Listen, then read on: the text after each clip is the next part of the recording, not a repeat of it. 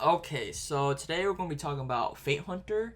Fate Hunter is a card game, and you pretty much is a choose your path card game. Pretty much, it's like Slay the Spire with a little bit more different mechanics. In this game, you have several heroes. Most of the heroes you need gold to unlock.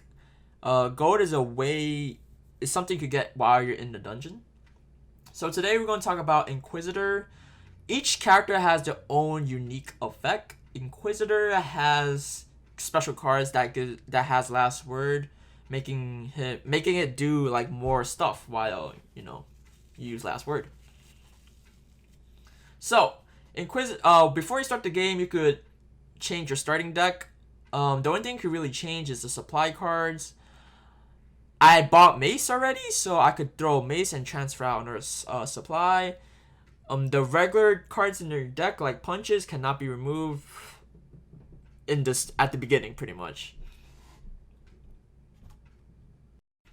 Something different from other card games that when you play, you realize that you don't have mana, so you can pretty much play whatever is in your hand, and that also make draw cards very OP because the more cards you have in your hand, the more cards you draw, the more cards you can play. So yeah. Alright, so yeah. Monsters have health and attack, pretty much what it means. Does that much damage, takes this much damage in order to die. Every time you kill a monster, it gives you EXP, and with enough EXP you can level up and get new cards. Every 5 levels you can unlock a heroic skill. Heroic skills are indicated by that purple border around that card. And yeah. There are also different types of rarity of cards. You have the common cards with the white outline, the legendary cards with the yellow outline, and you have the rare cards which has the blue outline. And you also have heroic cards which are the purple outline. While you're playing the game, there's a chance that you could have 2 rooms where you could choose from. Rooms generally depends on what you prefer. If you want to go for stronger rooms, take the stronger rooms. If you're low on health, just take the weak rooms and heal up. Pretty straightforward. So there's a hidden mechanic in this game called reinforcements. When you don't kill the monsters fast enough, they're going to summon reinforcements, so you really want to try killing the monsters fast. The game adds reinforcement as a mechanic so that you don't heal yourself back to full HP and just go to the next room with full HP. So that add reinforcements, forcing the players to kill the monsters faster. So after you clear a certain amount of rooms, you're gonna fight the boss. The boss is a very strong creature. Pretty much kill it, and you're gonna meet the fortune teller. So after you kill the boss, it drops a lot of good loot, and yeah, choose whatever you want. And then when you go to fortune teller has a lot of things that you could get. So at the fortune teller, you get 5 fate points. You pretty much want to spend off them because it doesn't matter. It doesn't get carried over to the next fortune teller. So we have Fate, which costs 3 points. You gotta choose a tarot card. A tarot card is like a unique passive. You're going to get 5 onto your character. They're really good. You should always go for them. Next, you have Prayer, I think.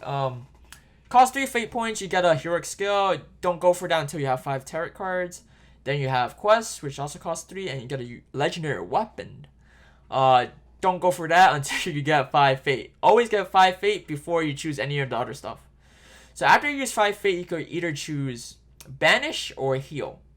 In my opinion, or stash. In my opinion, always go banish.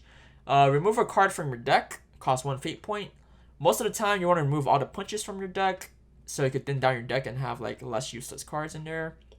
Heal is also pretty good if you're very, very low.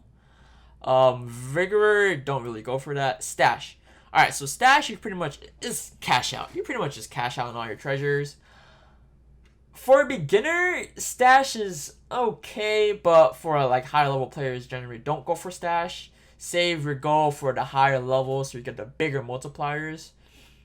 So every level gives you, I think, a 0.5 multiplier to your gold. So higher level you go, the more your treasure is worth, pretty much.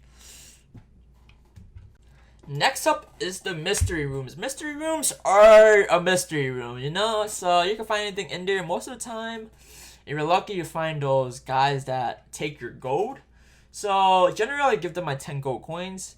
There's ones that upgrade your cards, and there's ones that you get new cards. Always spend on a dude that upgrades your weapon cards, because that dude is pretty good. That's about it for mystery rooms. Sometimes you get cucked and get like a death room where like the monsters are hella OP and they kill you really quickly. Hopefully you don't get that and get the good rooms. So, the things that you have to do while playing this game. So this is gonna be more about the gameplay instead of the basics of the game. You want to get treasure. As a beginner, you definitely want to get treasure. So, you get treasures, but as well, get draw cards. Like, cards that give you draw power. Most of the time, cards that give you draw power also discard cards. Those cards are very good because you could draw a card and discard a useless treasure. Like 10 gold, you ain't gonna use 10 gold and throw 10 gold at someone, alright?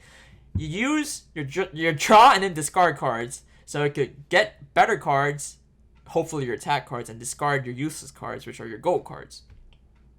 Pretty much that's what you want to do. Also for Inquisitor, a downside of getting gold is that you can't proc last word because you can't use gold coins. It sits there in your hand. So getting discard cards are very important because you can discard your gold, so you don't have any gold sitting in your hand, and you can finally use your last word effect, which is pretty much what this character is about. And in addition, you also want a very good amount of heal in your deck. You don't want your deck to be too fat. You want to draw your heals, constantly draw your good heal cards, because there's no real way to block damage other than shield. Shield is not a very consistent way. You pretty much want to out heal what the monsters could damage and try to kill them fast enough before reinforcement comes. In addition, you want to build a synergy between the cards. So the tarot cards you get could help you bring out a very OP deck. So always try to look for synergies between cards and your tarot cards, because that's the only way you can actually clear the dungeon.